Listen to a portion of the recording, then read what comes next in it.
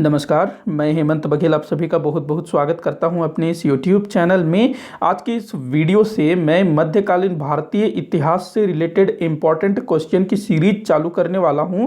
तो इसमें हम लोग पूरा दिल्ली सल्तनत, मुगल काल, विजयनगर साम्राज्य, बहमनी साम्राज्य और जो भी मध्यकालीन भारत के अंतर्गत आता है उन सब से रिलेटेड प्रश्नों पर चर्चा करेंगे। एक चीज़ मैं आप लोगों को बता दूं कि पूरा का पूरा जो मध्यकालीन भारत है उसको मैंने डिटेल से पढ़ाया हुआ है। आप लोग मेरे चैनल के प्लेलिस्ट में जाकर देख सकते हो या फिर इस वाले वीडियो के डिस्क्रिप्शन बॉक्स में भी आप लोग लिंक चेक कर सकते हैं, तो उसको आप लोग देखिएगा पहले। अगर अभी तक नहीं देखा है तो उसके बाद ही क्वेश्चन आंसर वाला सीरीज देखिएगा। जिन्होंने देख लिया है, पढ़ लिया है, उनके लिए बहुत अच्छी बात है, वो इस सीरीज को देख सकते हैं। तो सबसे पहले हम लोग देखेंगे दिल्ली सल्तनत के अंतर्गत गुलाम वंश से संबंधित 50 महत्वपूर्ण प्रश्न। यहाँ मैंने जितने भी क्वेश्चन लिए हैं सभी बहुत ज़्यादा इंपॉर्टेंट है, किसी ना किसी परीक्षा में पूछे जाने की पूरी संभावना बनती है। तो आप लोग जो है आखिर तक देखिएगा सारे क्वेश्चंस को और मुझसे पहले आंसर देने की कोशिश करिएगा। तो चलिए चालू करते हैं। तो पहला क्वेश्चन यहाँ मैंने लिया है, दिल्ली सल्तनत की स्थापना कब हुई थी। एकदम बिल्कुल सिंपल क्वेश्चन है और बहुत बार पूछा गया है। तो 1206 ईस्वी में दिल्ली सल्तनत की स्थापना हुई थी। पिछले वाले वीडियो में हम लोगों ने मोहम्मद गोरी से रिलेटेड क्वेश्चन देखे थे, मतलब कि भारत पर विदेशी आक्रमण। तो मैंने बताया था मोहम्मद गोरी की मृत्यु होती है 1206 में और उसका जो गुलाम होता है कुतुबुद्दीन ऐबक, वो फिर जो है भारत में स्वतंत्र सत्ता स्थापित कर लेता है। तो 1206 में दिल्ली सल्तनत की स्थापना होती है और इसी के साथ भारत में मध्यकाल का शुरुआत होता है। तो इसको ध्यान रखना। अगला क्वेश्चन देखते हैं, दिल्ली सल्तनत की स्थापना किसके द्वारा की गई थी। ये भी बिल्कुल कॉमन क्वेश्चन है, बहुत बार पूछा गया है। तो कुतुबुद्दीन ऐबक जो मोहम्मद गोरी का गुलाम था, उसने भारत में दिल्ली सल्तनत की स्थापना की। अब यहाँ मैं कुछ चीज़ें बताना चाहूँगा। जो कुतुबुद्दीन ऐबक है इसने दिल्ली सल्तनत की स्थापना की। इसके अलावा जो कुतुबुद्दीन ऐबक था उसका जो वंश था उसको गुलाम वंश के नाम से जाना जाता है। और कुतुबुद्दीन ऐबक का जो अपना जो वंश था जिसको कुतुबी वंश बोला जाता है, तो गुलाम वंश का संस्थापक भी कुतुबुद्दीन ऐबक, कुतुबी वंश का संस्थापक भी कुतुबुद्दीन ऐबक। अगर पूछा जाए भारत में तुर्की साम्राज्य का संस्थापक तो वो भी कुतुबुद्दीन ऐबक ही था। अगर पूछा जाए भारत में मुस्लिम साम्राज्य का संस्थापक तो वो भी कुतुबुद्दीन ऐबक था। तो अलग अलग तरीके से क्वेश्चन को पूछा जाता है। देखो, जो कुतुबुद्दीन ऐबक था इसने भारत में स्वतंत्र सत्ता स्थापित की। तो भारत का पहला मुस्लिम शासक, भारत में पहला तुर्क शासक, भारत में प्रथम गुलाम वंश का शासक कौन हुआ? कुतुबुद्दीन ऐबक। तो इसी का नाम आप लोगों को लगाना है, कोई कंफ्यूजन नहीं होना चाहिए। अगला क्वेश्चन देखते हैं, कुतुबुद्दीन ऐबक किसका गुलाम था। तो कुतुबुद्दीन ऐबक किसका गुलाम था? मोहम्मद गोरी का गुलाम था। पिछले वाले वीडियो में हम लोगों ने देखा था मोहम्मद गोरी से रिलेटेड क्वेश्चन। अगर अभी तक आप लोगों ने नहीं देखा है तो देखिएगा उस वाले वीडियो को भी। तो मोहम्मद गोरी का गुलाम था कुतुबुद्दीन ऐबक। अगला क्वेश्चन है, दिल्ली सल्तनत पर शासन करने वाला प्रथम राजवंश कौन था। तो देखो, जो दिल्ली सल्तनत है ना जिसकी स्थापना 1206 में हुई थी, ये लगभग 320 वर्ष चलता है। कितने वर्ष? 320 वर्ष चलता है, 1206 से लेकर के 1526 तक। तो इन 320 वर्षों में दिल्ली सल्तनत में 5 राजवंशों द्वारा शासन किया जाता है। सबसे पहला था गुलाम वंश। तो इस वाले आंसर का आंसर हुआ, मतलब क्वेश्चन का आंसर हुआ गुलाम वंश। गुलाम के बाद आता है खिलजी वंश, खिलजी के बाद आता है तुगलक वंश, तुगलक के बाद आता है सैयद वंश, उसके बाद आता है लोदी वंश। तो इन पांचों का क्रमवार नाम आप लोगों को याद रखना है। मैंने जैसा बताया वही है क्रम। आगे देखते हैं अगला क्वेश्चन, दिल्ली सल्तनत के अंतर्गत कितने वंश के शासकों ने शासन किया। तो हाँ, ये 5। अभी मैंने बताया कि दिल्ली सल्तनत में सबसे पहला गुलाम, तो टोटल 5 वंशों ने यहाँ पर शासन किया था। कौन कौन सा? सबसे पहले गुलाम, फिर आए खिलजी, फिर आए तुगलक, फिर आए सैयद, फिर आखिर में आए लोदी। अगला क्वेश्चन है, दिल्ली सल्तनत पर सर्वाधिक लंबे समय तक किस राजवंश ने शासन किया। तो इन 5 राजवंशों में से जो तुगलक वंश के शासक थे इन्होंने सबसे लंबे समय तक शासन किया, लगभग 94 वर्ष इनका शासनकाल था। उसके बाद अगला क्वेश्चन देखते हैं, दिल्ली सल्तनत में सबसे कम समय तक किस राजवंश ने शासन किया। तो जो तुगलक वंश के शासक थे उन्होंने 94 वर्ष तक शासन किया, सबसे अधिक समय तक। तो वहीं जो खिलजी वंश के शासक थे ना, जो दूसरा राजवंश था, तो इन्होंने मात्र 30 वर्ष तक शासन किया। ध्यान रखना 30 वर्ष सबसे कम, सबसे अधिक तुगलक, सबसे कम खिलजी। तो ये भी कई बार पूछा गया है। अगला क्वेश्चन है दिल्ली सल्तनत में शासन करने वाला अंतिम राजवंश कौन था? तो ये था लोदी वंश। कौन था? लोदी वंश। सबसे आखिर में ये शासन करता है, फिर मुगल आ जाते हैं इनके बाद। अगला क्वेश्चन है दिल्ली सल्तनत का अंतिम शासक कौन था? तो ये था इब्राहिम लोदी। किस वंश का था? लोदी वंश का था। अब लोदी वंश अंतिम शासक है तो शासक भी तो उसी वंश का होगा ना। तो इब्राहिम लोदी ये दिल्ली सल्तनत का अंतिम शासक हुआ। बाबर आता है, पानीपत के प्रथम युद्ध में इब्राहिम लोदी को परास्त करता है। इब्राहिम लोदी मारा जाता है युद्ध क्षेत्र में और दिल्ली सल्तनत का खात्मा हो जाता है। अगला क्वेश्चन है दिल्ली सल्तनत का अंत कब हुआ? अभी मैंने बताया कि बाबर आता है, पानीपत की युद्ध, पानीपत की लड़ाई होती है। कब हुई थी पानीपत की लड़ाई? तो 1526 में। देखिए ये सारा कुछ जो है मेरे चैनल में आप लोगों को मिल जाएगा। डिटेल में मैंने पढ़ाया है पानीपत युद्ध, पूरा का पूरा जो अपना दिल्ली सल्तनत है, तो उसको आप लोग जरूर से देखिएगा, उसके बाद ही इसको सॉल्व करिएगा। अगर आप लोगों ने देख लिया है तो बहुत अच्छी बात है। अगला क्वेश्चन देखते हैं गुलाम वंश को अन्य किस नाम से जाना जाता है? तो देखिए गुलाम वंश को, गुलाम का मतलब क्या है? गुलाम मतलब होता है दास, तो इसको दास वंश भी बोला जाता है। अंग्रेजी में इसको बोला जाता है स्लेव डायनेस्टी। इसके अलावा इसको बोला जाता है मामलुक वंश। मामलुक, देखिए मामलुक जो है इसका मतलब होता है स्वतंत्र माता पिता से उत्पन्न दास। देखिए सबसे पहले मैं गुलाम के बारे में थोड़ा समझा देता हूँ, उसके बाद मामलुक पर आता हूँ। तो जो गुलाम वंश के जो बड़े बड़े शासक थे, जैसे कि इसका संस्थापक कुतुबुद्दीन ऐबक, आगे इल्तुतमिश आएगा, बलबन आएगा, तो ये सब शासक बनने से पहले किसी ना किसी के गुलाम थे। जो कुतुबुद्दीन ऐबक है वो मोहम्मद गोरी का गुलाम था, तो ऐसे ही इल्तुतमिश, बलबन वो भी गुलाम थे। इसी कारण इस वंश को गुलाम वंश कहा गया। लेकिन गुलाम वंश के जितने भी शासक गुलाम थे पहले, शासक बनने से पहले, वो स्वतंत्र माता पिता से उत्पन्न दास थे, मतलब उनके माता पिता गुलाम नहीं थे। तो क्या था कि जो इस टाइप के दास होते थे, जो स्वतंत्र माता पिता से उत्पन्न होते थे, बाद में उनको बेच दिया जाता था, गुलाम बना लिया जाता था, तो इस टाइप के जो गुलाम होते थे, जो दास होते थे, उनको कहा जाता था मामलुक।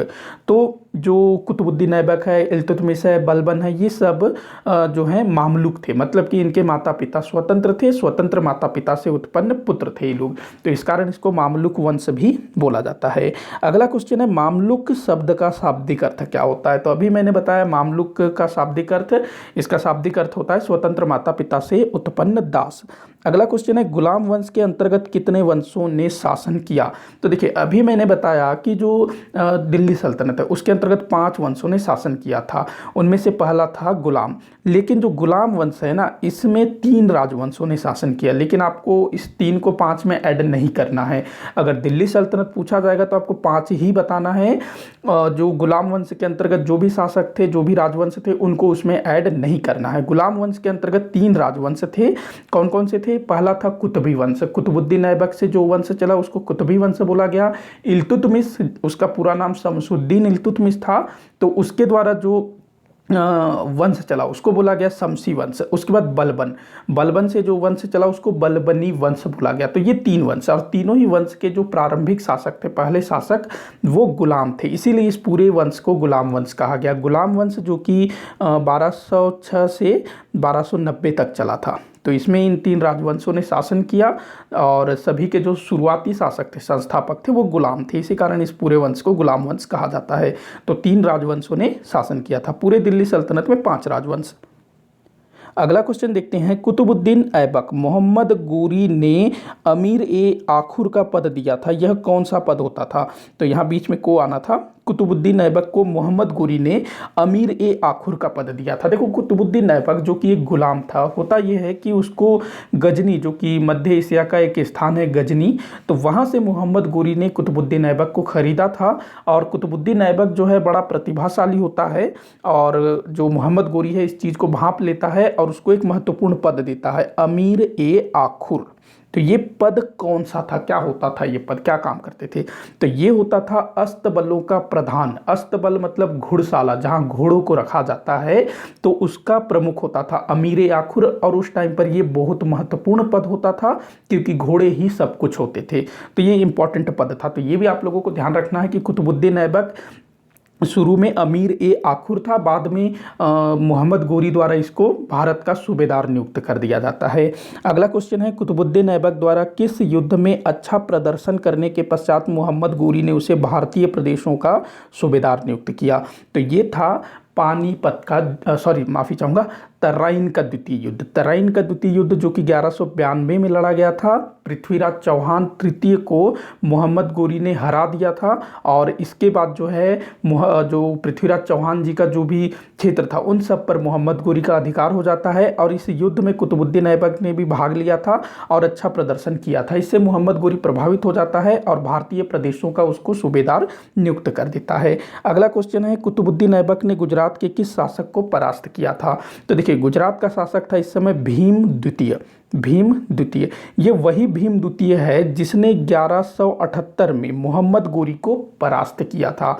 तो कुतुबुद्दीन ऐबक जो है भीम द्वितीय पर आक्रमण कर देता है गुजरात पर, कब? 1197 में, और इसको बुरी तरह से परास्त करता है। और इसकी जो राजधानी होती है अन्हिलवाड़, उसमें भी भयंकर तरीके से लूटपाट करता है। मतलब कि 1178 में भीम द्वितीय ने मोहम्मद गोरी को परास्त किया था और 1197 में कुतुबुद्दीन ऐबक जो है अपने स्वामी के हार का बदला लेता है भीम द्वितीय से। अगला क्वेश्चन देखते हैं, कुतुबुद्दीन ऐबक ने अपनी राजधानी किस स्थान को बनाई? देखिए, कहते हैं हम दिल्ली सल्तनत है, लेकिन दिल्ली सल्तनत की जो पहली राजधानी थी वो दिल्ली नहीं थी, लाहौर थी। कुतुबुद्दीन ऐबक ने लाहौर को अपनी राजधानी बनाई। बाद में दिल्ली आती है, मैं बताऊंगा किसके टाइम पर दिल्ली आई थी। अगला क्वेश्चन है, कुतुबुद्दीन ऐबक ने स्वयं को किन पदवियों से संतुष्ट रखा? तो देखिए, उस समय क्या होता था, जो मुस्लिम शासक होते थे वो सुल्तान की उपाधि धारण करते थे। महमूद गजनवी वो प्रथम शासक था जिसने सुल्तान की उपाधि धारण की थी। अगर कभी पूछा जाए तो याद रखना। तो जो कुतुबुद्दीन ऐबक है ये सुल्तान की उपाधि धारण नहीं करता है, खुद को स्वतंत्र शासक कभी नहीं बोलता है। ये खुद को मलिक, उस समय जो क्या कहते हैं, जो अधीनस्थ शासक होते थे या फिर जो सिपह सालार टाइप के होते थे वो मलिक की उपाधि धारण करते थे पदवी, और साथ ही साथ ये सिपह सालार। तो ये दो पदवियों से खुद को संतुष्ट रखता है, सिपह सालार और मलिक। ध्यान रखेंगे, मलिक और सिपह सालार, इन दो पदवियों से स्वयं को संतुष्ट रखा। मतलब कि ज़्यादा उसने कुछ उतना आगे बढ़ने की कोशिश नहीं की। अगला क्वेश्चन है, कुतुबुद्दीन ऐबक को अपनी दास्ता, ये ना माफ़ी चाहूँगा, ये दास्ता है, दास्ता। तो कुतुबुद्दीन ऐबक को अपनी दास्ता से कब मुक्ति प्राप्त हुई?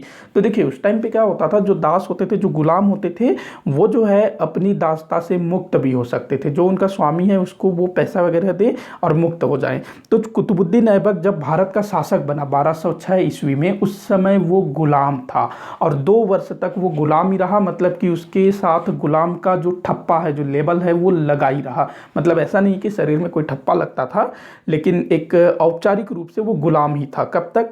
अपने राज्याभिषेक के 2 वर्ष तक। मतलब कि 1206 में उसका राज्याभिषेक हुआ, 1206 में उसने स्वतंत्र शासक बना, लेकिन 1208 में वो जो है अपनी दास्ता से मुक्त हुआ। ध्यान रखना, बड़ा इंपॉर्टेंट क्वेश्चन है। 1208 में वो अपनी दास्ता से मुक्त हुआ। वहीं इल्तुतमिश और बलबन वो शासक बनने से पहले अपनी दास्ता से मुक्त हो चुके थे। ध्यान रखना, वो लोग पहले ही मुक्त हो चुके थे। मतलब कि जब कोई अधिकारी वगैरह रहे होंगे उसी टाइम उन्होंने अपनी दास्ता से मुक्ति प्राप्त कर ली थी। लेकिन कुतुबुद्दीन ऐबक 2 साल बाद दास्ता से मुक्त हुआ, शासक बनने के 2 साल बाद, 1208 में। अगला क्वेश्चन है, कुतुबुद्दीन ऐबक मोहम्मद गोरी के अन्य उत्तराधिकारियों से किस प्रकार की नीति अपनाई? तो देखो, जो मोहम्मद गोरी था ना, तो उसके और भी कई सारे गुलाम थे जिनको लेकर के वो भारत आया रहा होगा, भारत में अपनी सत्ता स्थापित करने के लिए। तो जैसे कुतुबुद्दीन ऐबक था, तो ऐसे इसके और भी कई सारे गुलाम थे। जैसे कि पिछले वाले वीडियो में एक जिक्र आया था कुतुबुद्दीन बख्तियार खिलजी का, जिसने बिहार बंगाल को जीता था, नालंदा विश्वविद्यालय, विक्रमशिला विश्वविद्यालय को नष्ट किया था। तो वैसे ही और भी गुलाम थे। उनमें से एक था यालदौज। यालदौज जो कि गजनी का शासक था। मतलब कि मोहम्मद गोरी की मृत्यु के बाद उसने गजनी पर अधिकार कर लिया। तो कुतुबुद्दीन ऐबक क्या करता है, गजनी का जो शासक है यालदौज, उसकी बेटी से खुद विवाह कर लेता है कुतुबुद्दीन ऐबक। मतलब कि यालदौज को अपना ससुर बना लेता है। दूसरा था नासिरुद्दीन कुवाचा। नासिरुद्दीन कुवाचा, तो कुतुबुद्दीन ऐबक क्या करता है, नासिरुद्दीन कुवाचा जो कि मुल्तान और सिंध का शासक था, उससे अपनी बहन का विवाह करवा देता है। मतलब कि कुवाचा को अपना जीजा बना लेता है। इसके अलावा एक और शक्तिशाली आदमी था इल्तुतमिश। इल्तुतमिश को अपना दामाद बना लेता है। तो इस प्रकार से वो जो है मोहम्मद गोरी के अन्य गुलामों से अपना मतलब एक तरह से क्या कहेंगे, मैत्रीतापूर्ण संबंध स्थापित कर लेता है, ताकि वो लोग जो है किसी प्रकार का कोई दावा पेश न करे, किसी प्रकार से कोई परेशानी खड़ी न करे। तो इसने अच्छी नीति अपनाई, क्योंकि उस टाइम पे इसको सब कुछ देखना था। अगला क्वेश्चन है, मोहम्मद गोरी की मृत्यु के पश्चात स्वतंत्र हुए बदायूं को कुतुबुद्दीन ऐबक ने पुनः जीतकर वहां का प्रशासक किसे नियुक्त किया। देखो, जब मोहम्मद गोरी की मृत्यु हो जाती है ना, तो जो बदायूं है ये स्वतंत्र हो जाता है, तो कुतुबुद्दीन ऐबक इसको फिर से जीत लेता है और वहां का प्रशासक नियुक्त करता है इल्तुतमिश को। ध्यान रखना, इल्तुतमिश, अभी मैंने बताया कि इल्तुतमिश से इसने अपनी पुत्री का विवाह करवाया था, मतलब इल्तुतमिश इसका दामाद था, उसको बदायूं का प्रशासक मतलब सूबेदार नियुक्त कर देता है। अच्छा, यहाँ पर एक चीज़ और ध्यान रखना कि जो बदायूं है मोहम्मद गोरी की मृत्यु के बाद स्वतंत्र हो गया था। इसके अलावा और भी कई सारे क्षेत्र हैं जो स्वतंत्र हो गए होते हैं, लेकिन जो कुतुबुद्दीन ऐबक है उसकी कुछ ही समय में मृत्यु हो जाती है, तो वो बहुत सारे क्षेत्रों को जीत नहीं पाता है, उसने केवल बदायूं को जीता था। ध्यान रखना। अगला क्वेश्चन है, कुतुबुद्दीन ऐबक को उसकी दानी, ये दानी है, तानी हो गया है, माफ़ी चाहूँगा, कुतुबुद्दीन ऐबक को उसके दानी प्रवृत्ति के कारण क्या कहा गया है। तो ये जो है ना बहुत बड़ा दानवीर था, लाख लाख रुपए दान में दे दिया करता था, इसी कारण इसको जो है लाख बख्श कहा गया। लाख बख्श मतलब कि लाखों रुपए बख्श कर देने वाला, तो दानी प्रवृत्ति का था, इसी कारण इसको लाख बख्श कहा गया। अगला क्वेश्चन है, इतिहासकार मिनहाज ने कुतुबुद्दीन ऐबक की दानशीलता के कारण उसे क्या कहा है। तो इतिहासकार मिनहाज, ये इल्तुतमिश के टाइम पर था मिनहाज, तो ये इसको बोलता है हातिम द्वितीय।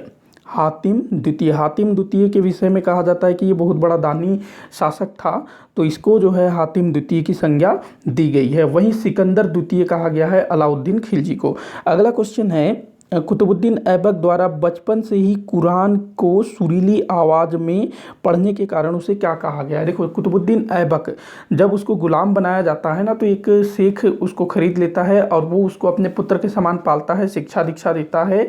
तो जो कुतुबुद्दीन ऐबक है कुरान को बड़े ही सुरीले आवाज़ में पढ़ना सीख लेता है, तो इसी कारण इसको जो है कुरान खां कहा गया है। ध्यान रखना, कुरान खां। तो ये सब पूछा गया है, ध्यान रखना, बहुत इंपॉर्टेंट है, ऐसा नहीं कि मैं कहीं से भी उठा लिया, सब पूछा गया है।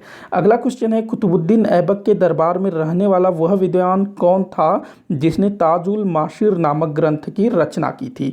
तो ताजुल माशिर ये ग्रंथ किसने लिखा था, जो कि कुतुबुद्दीन ऐबक के दरबार में रहता था, तो उसका नाम है हसन निजामी। ध्यान रखना। अच्छा, जो दरबारी कवि हैं, दरबारी साहित्यकार हैं, उनका नाम भी बड़ा इंपॉर्टेंट है, चाहे वो मध्यकालीन भारत हो या प्राचीन भारत हो।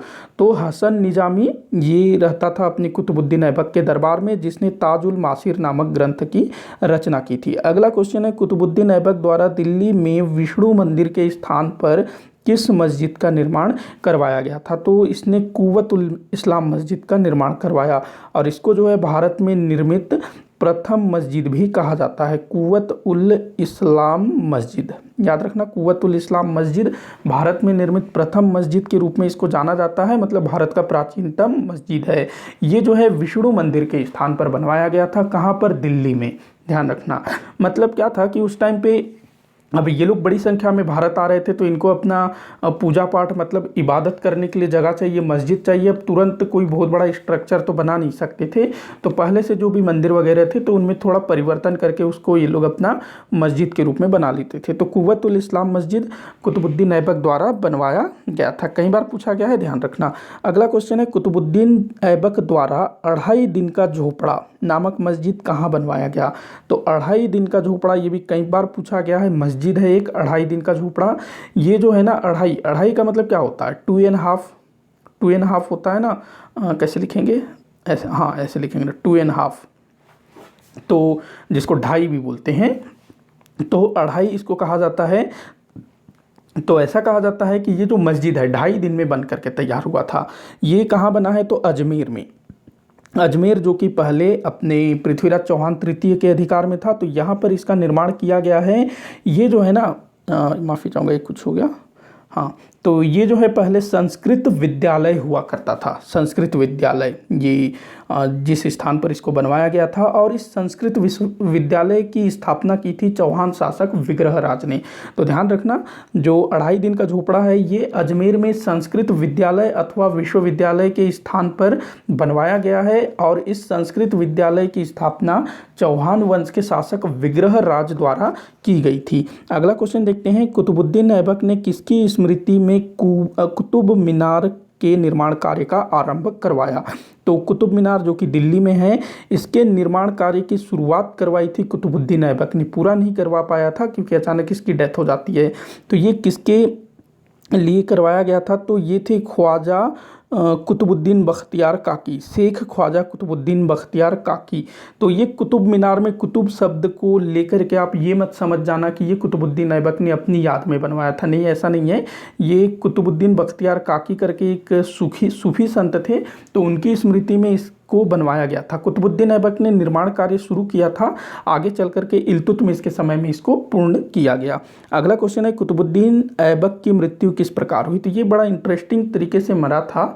जो आज के टाइम पे हम एक खेल को जानते हैं, पोलो, जो घोड़े में बैठ करके खेला जाता है, जिसको तुर्की में चौगान कहा जाता है। तो ये जो है चौगान खेलने का बड़ा शौकीन था, घोड़े में बैठ करके डंडे से बॉल को मारना, तो वो खेलने का बड़ा शौकीन था। तो लाहौर में ये चौगान खेल रहा था, पोलो खेल रहा था। कब? 1210 में। तो घोड़े से गिर जाता है और दुर्घटनावश इसकी डेथ हो जाती है, मतलब कि घोड़ा इसको कुचल उचल देता होगा, तो उसी में इसकी डेथ हो जाती है। तो चौगान खेलते हुए लाहौर में 1210 में इसकी डेथ हो जाती है। अगला क्वेश्चन है, कुतुबुद्दीन ऐबक का मकबरा कहाँ स्थित है? तो ये लाहौर में स्थित है। देखो, कुतुबुद्दीन ऐबक ने अपनी राजधानी लाहौर को बनाई, वहीं इसकी मकबरा है। और कितने वर्ष इसने शासन किया? तो मात्र 4 वर्ष, 1206 से 1210 ईस्वी तक। अगला क्वेश्चन है, गुलाम वंश का कौन सा शासक इल्बरी तुर्क था? इल्बारी तुर्क, तो ये था शमसुद्दीन इल्तुतमिश। शमसुद्दीन इल्तुतमिश ये इल्बारी तुर्क था। इसके अलावा बलबन, वो भी इल्बारी तुर्क था। ध्यान रखना, इल्बारी तुर्क मतलब ये जो तुर्क थे ना, उनमें भी अलग अलग जाति हुआ करती थी। तो जो इल्तुतमिश है और बलबन, ये दोनों इल्बारी तुर्क थे।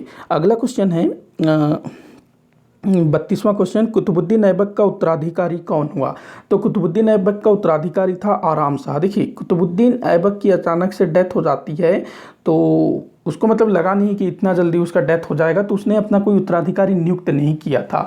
लेकिन जैसे ही उसकी मृत्यु हो जाती है, तो लाहौर में कुछ लोगों के द्वारा आराम शाह इसको गद्दी पर बैठाया जाता है। कहा जाता है कि ये कुतुबुद्दीन ऐबक का पुत्र था, लेकिन बाकी जो दूसरे स्थान के लोग होते हैं वो इसको नहीं मानते हैं। और जो दिल्ली के लोग होते हैं, दिल्ली के जो भी अमीर वगैरह होते हैं, तो वो जो हैं इल्तुतमिश, जो कि कुतुबुद्दीन ऐबक का दामाद होता है, उसको बुलाते हैं कि तुम जो है शासक बनो। तो आराम शाह को हटा दिया जाता है, मार दिया जाता है, और इल्तुतमिश शासक बन जाता है। अगला क्वेश्चन है, दिल्ली के तुर्क सरदारों एवं नागरिकों ने किसे दिल्ली पर आमंत्रित कर राज सिंहासन पर बैठाया? तो ये वही चीज़ जो अभी मैंने बताई, इल्तुतमिश। इसको बुलाते हैं, इल्तुतमिश को, कि भैया तुम ठीक हो, तुम्हारा वो जो आराम शाह है वो उतना योग्य नहीं है, तुम योग्य हो, तुम शासन करो, इस टाइप से। तो दिल्ली के तुर्क लोग इसको बैठाते हैं। अगला क्वेश्चन है, इल्तुतमिश और आराम शाह के मध्य किस स्थान पर संघर्ष हुआ था? तो दिल्ली के निकट एक स्थान है जड़, जड़ करके एक निकट स्थान है। तो वहाँ पर जो है इल्तुतमिश आराम शाह को बड़े ही मतलब आराम से उसको निपटा देता है। मतलब आराम शाह कोई बहुत बड़ा योद्धा नहीं था, तो वो आराम से निपट जाता है, उसको मार दिया जाता है, तो वो बिल्कुल हमेशा के लिए समाप्त हो जाता है। तो इल्तुतमिश आराम से गद्दी पर बैठ जाता है।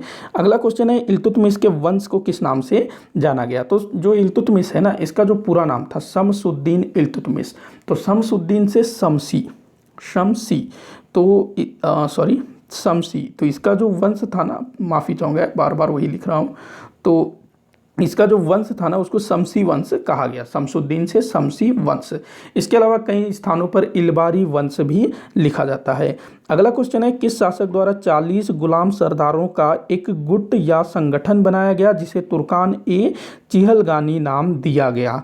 तो ये किसके द्वारा बनाया गया था? इल्तुतमिश के द्वारा। देखो, इल्तुतमिश क्या था कि जो लाहौर के जो अमीर थे, वहाँ के जो सरदार थे, जो कुतुबुद्दीन ऐबक के जो पुराने साथी थे, वो लोग कहीं ना कहीं इल्तुतमिश को पसंद नहीं करते थे। इसीलिए इल्तुतमिश ने अपने चुने हुए 40 गुलामों का एक टीम बनाया, जो कि इल्तुतमिश के थे। तो उनको ही तुर्कान चिहालगानी कहा गया, इनको चरगान भी कहा जाता था। पूछा गया, बहुत इंपॉर्टेंट चीज़ है ये, चरगान भी इनको बोला जाता था। अगला क्वेश्चन है, इल्तुतमिश ने अपने किस इससे नहीं आना था, किस विरोधी को लड़ाई के मैदान, तराइन के मैदान में परास्त किया?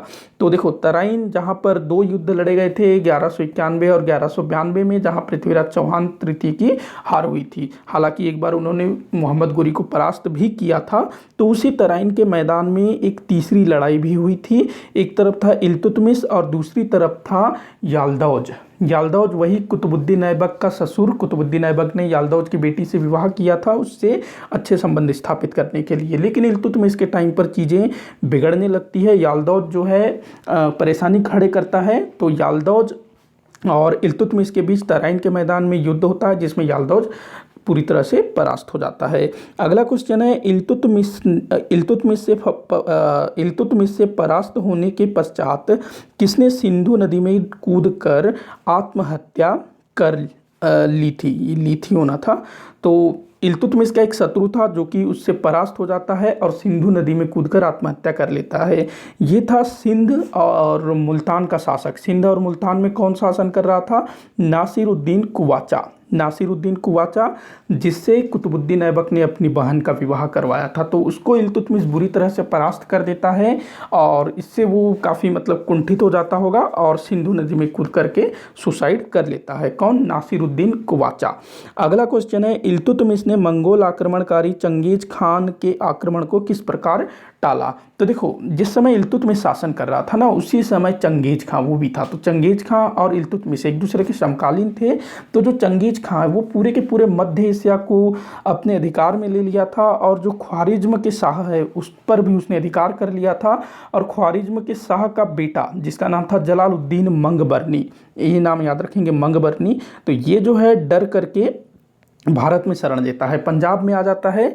तो पीछे पीछे वो भी आ जाता है चंगेज खां और वो इल्तुतमिश से बोलता है कि तुम मंगबरनी को अपने यहाँ शरण मत देना, अगर शरण दोगे तो फिर मैं अंदर घुस जाऊँगा। तो इल्तुतमिश जो है यहाँ समझदारी दिखाते हुए मंगबरनी को अपने यहाँ शरण नहीं देता है, भगा देता है और इस तरह से वो जो है चंगेज खां को भारत में आक्रमण करने से रोक देता है। तो इसको ध्यान रखेंगे। अगला क्वेश्चन है, दिल्ली सल्तनत का वास्तविक संस्थापक किसे माना जाता है? देखो, कुतुबुद्दीन ऐबक, जिसने 1206 से 1210 तक मात्र 4 वर्ष शासन किया। तो उसको कुछ विशेष करने का समय ही नहीं मिल पाया। तो इस चीज़ को पूरा किसने किया? इल्तुतमिश। इल्तुतमिश, इसका शासनकाल माना जाता है 1211 से लेके 36 तक, लगभग इसने 25 वर्ष शासन किया।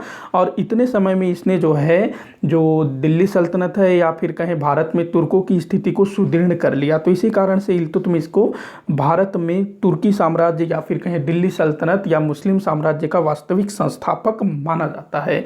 अगर ऐसे ही संस्थापक पूछे तो कुतुबुद्दीन ऐबक।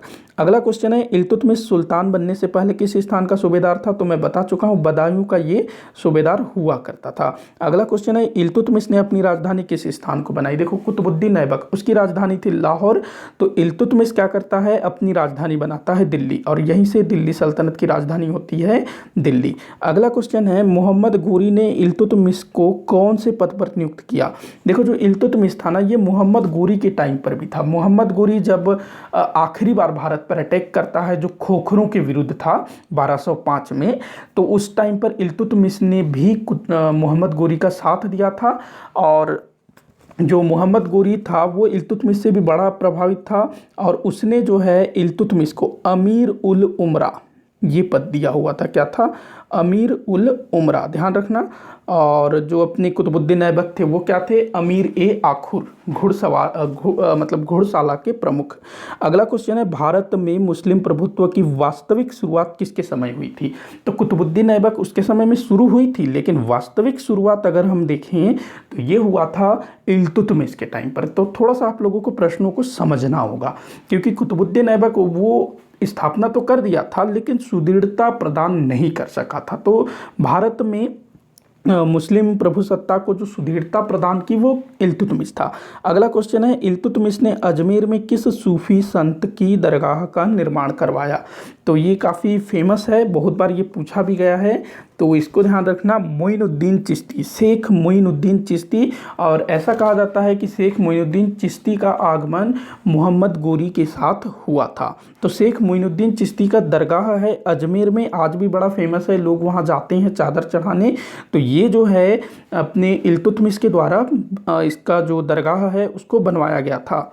अगला क्वेश्चन है, कुतुब मीनार के निर्माण कार्य की शुरुआत कुतुबुद्दीन ऐबक द्वारा की गई थी, यह किसके समय में पूर्णतः तैयार हुआ? तो ये इल्तुतमिश के टाइम पर पूर्ण रूप से तैयार हो गया। तो ध्यान रखना, कभी अगर पूछा जाता है कि कुतुब मीनार के निर्माण कार्य कब पूर्ण हुआ, तो इल्तुतमिश शुरू कब हुआ? कुतुबुद्दीन ऐबक। अगला क्वेश्चन देखते हैं, शासन प्रबंध में कुशलता लाने हेतु इल्तुतमिश द्वारा किस प्रणाली की शुरुआत की गई? बहुत ज़्यादा इंपॉर्टेंट क्वेश्चन है। तो ये था इक्ता प्रणाली। इक्ता प्रणाली, इसने अपने राज्य में जो एक प्रकार से ये ना शासन की इकाई हुआ करती थी इक्ता, और इक्ता का जो प्रमुख अधिकारी होता था उसको बोला जाता था इक्तेदार। इक्तेदार। तो इक्ता प्रणाली और इक्तेदार प्रणाली की शुरुआत इल्तुतमिश द्वारा की गई थी, कई बार ये पूछा गया है। अगला क्वेश्चन है, भारत में शासन करने वाला प्रथम तुर्क सुल्तान कौन था जिसने शुद्ध अरबी के सिक्के चलवाए? तो ये इल्तुतमिश था जिसने पहली बार शुद्ध अरबी के सिक्के चलवाए थे। मैंने पिछले वाले वीडियो में बताया था कि माफ़ी चाहूँगा, जो मोहम्मद गोरी था उसने जो सिक्के चलाए थे उसमें लक्ष्मी माता का चित्र अंकित होता था, और जो कुतुबुद्दीन ऐबक था उसने अपने नाम से सिक्के वगैरह नहीं चलवाए थे, मतलब जो पहले से चला आ रहा था उसी को उसने जारी रखा था। लेकिन जो इल्तुतमिश था उसने पहली बार शुद्ध अरबी, जो अरब में जैसा होता था उस टाइप से उसने सिक्के चलवाए। 2 सिक्के याद रखेंगे, सबसे पहला चांदी का होता था टका, चांदी का टका, और तांबे के सिक्के को बोला जाता था जीतल। तो चांदी का टका और तांबे का जीतल, ये 2 सिक्का इल्तुतमिश द्वारा शुरू किया गया था। अगला क्वेश्चन है, इल्तुतमिश का मकबरा कहाँ पर है? तो इसका मकबरा दिल्ली में है। देखो, कुतुबुद्दीन ऐबक उसने अपनी राजधानी लाहौर को बनाई, उसका मकबरा भी लाहौर में है। इल्तुतमिश ने अपनी राजधानी दिल्ली को बनाई, तो इसका मकबरा भी कहाँ होगा? दिल्ली में। अगला क्वेश्चन है, इल्तुतमिश ने अपने जीवन काल में ही अपना उत्तराधिकारी किसे नियुक्त कर दिया था? तो इल्तुतमिश के जो बेटे वगैरह होते हैं ना, बच्चे जो बेटे, तो वो उतने योग्य होते नहीं है। इसकी एक बेटी होती है रजिया, तो उसको इसने अपना उत्तराधिकारी नियुक्त किया था। देखो, इल्तुतमिश का ना एक योग्य बेटा होता है जो कि मारा जा चुका होता है, और उसी की याद में उसने मकबरा भी बनवाया था। तो इसको जो है भारत में मकबरा शैली का जनक भी बोला जाता है। तो कई सारे क्वेश्चन छूट गए हैं, मैं अगले वाले वीडियो में उनको लूँगा। तो इसने अपना उत्तराधिकारी रजिया को बनाया था अपने जीवन काल में ही। तो आज का वीडियो यही समाप्त होता है। आप लोग कमेंट करके बताइएगा आपसे कितने क्वेश्चन सॉल्व हुए। अगर किसी भी क्वेश्चन में डाउट हो या आप लोगों को लगता है कि मैंने किसी क्वेश्चन का गलत आंसर किया है, तो आप लोग नीचे कमेंट बॉक्स में लिखिएगा, मैं सॉल्व करने की कोशिश करूँगा। वीडियो को जितना हो सके अपने दोस्तों के साथ शेयर करिएगा, लाइक करिएगा, चैनल को सब्सक्राइब करिएगा। वीडियो को आखिर तक देखने के लिए बहुत बहुत धन्यवाद।